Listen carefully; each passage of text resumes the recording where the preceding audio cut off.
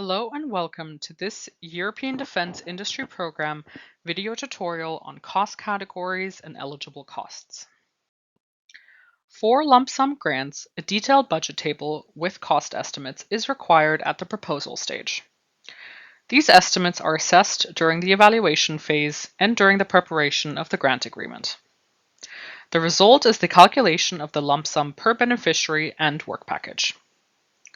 During the assessment of the detailed budget table, the beneficiaries may be prompted to answer some clarifying questions from the Commission on the estimated costs. With lump sum grants, there is no reporting of costs during the implementation of the project. The grant can only reimburse eligible costs.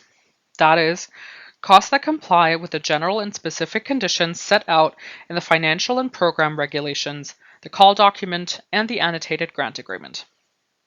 Therefore, beneficiaries and affiliated entities must only enter eligible costs into the estimated budget table. If ineligible costs are declared, they will be rejected. Here you see the main cost categories covered by the grant. Please note, however, that there may be some restrictions on certain cost categories depending on your call. Please refer to the call document for specific eligibility conditions. The eligible costs must be declared under their corresponding cost categories. Over the following slides, I'm going to explain what costs are covered within the different subcategories and how they need to be calculated for the budget estimates in the proposal. In this tutorial, we will cover the main aspects of cost categories and the respective calculation methodologies. More detailed explanations can be found in the annotated grant agreement, which is on the Funding and Tenders portal. You should refer to this document as well as the call document when filling in your budget tables. Here we see the structure of the next few slides. There are cost categories with more than one subcategory, and for some of these, there are different calculation methods. This budget category covers the costs of employees working on the action. Employee refers to persons working for the beneficiary on the basis of an employment contract. Under this subcategory, you can declare the person's fixed salary, fixed complements, social security contributions, taxes linked to remuneration, and other costs if they are justified and registered as personnel costs in accordance with your usual remuneration practices. Needless to say, these costs are eligible only if they are paid in accordance with national law, the collective labor agreement, and the employment contract, and if they are paid in a consistent manner, meaning not just for actions supported by EU grants. The total personnel costs per employee are calculated by multiplying the daily rate with the day equivalents that the employee worked on the action during the work package.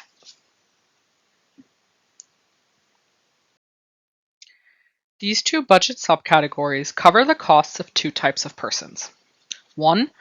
Self-employed natural persons, like some types of in-house consultants, who work on the action for the beneficiary under conditions similar to those of an employee, but under a contract that is legally not an employment contract. 2. Persons who are seconded by a third party against payment. Seconded means the temporary transfer of an employee from a third party to the beneficiary. Seconded persons are still paid and employed by the third party, but work for the beneficiary. For these costs to be eligible, the person must work under conditions similar to those of an employee. The result of the work carried out, including patents or copyright, must in principle belong to the beneficiary, and the cost of the person must not be significantly different from costs of employees of the beneficiary performing similar tasks. Please note that the costs must correspond exclusively to the remuneration of the person and related eligible taxes. The costs are reported as actual costs, using the rates defined in the corresponding contract or agreement. For more details, please refer to the annotated grant agreement. The work of SME owners, meaning owners of beneficiaries that are small and medium-sized enterprises not receiving a salary, and the work of a natural person beneficiary, meaning a beneficiary that is a natural person not receiving a salary, may be declared as personnel costs, so long as they fulfill the general eligibility conditions and are calculated as unit costs in accordance with the method set out in Annex 2A of the grant agreement.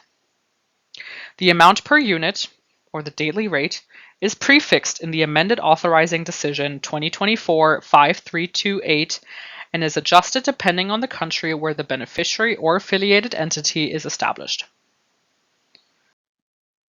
Let's move on to the next eligible cost category allowed in EDIP, subcontracting.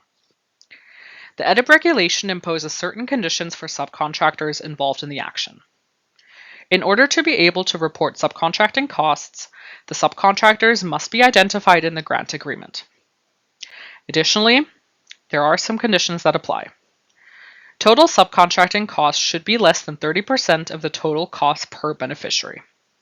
Subcontracting to other beneficiaries or associated entities is not allowed.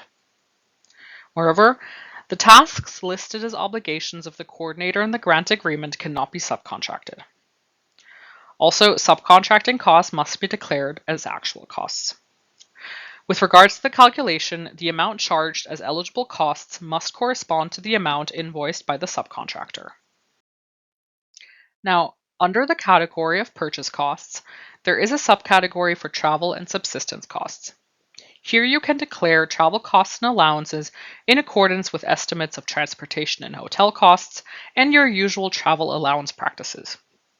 Please note that no more than 2 people per trip per beneficiary is expected. If allowed in the call document, the full cost of the equipment is eligible. Under EDIP, the full cost of equipment is allowed. Under this subcategory, you can declare other purchases needed for the action, such as consumables, supplies, communication and dissemination costs, and fees related to securing intellectual property rights. A quick note on the costs of financial guarantees. These are eligible only if the guarantees are requested by the Commission. Indirect costs are costs that cannot be identified as specific costs directly linked to the performance of the action. In practice, these are costs of which the link to the action cannot be or has not been measured directly, but only by means of cost drivers or proxy. Examples of indirect costs are office rent, utilities such as electricity or heating, and IT infrastructure. In accordance with Article 184 of the Financial Regulation, the eligible amount of indirect costs shall be determined by applying a flat rate of 7% to the total direct eligible costs of the action. To wrap things up, here are a few examples of costs that are not considered eligible under EDIP. Costs of associated partners, average cost declared as actual costs, currency exchange losses, and deductible or refundable VAT. And that marks the end of this presentation. Thank you for your attention, and goodbye.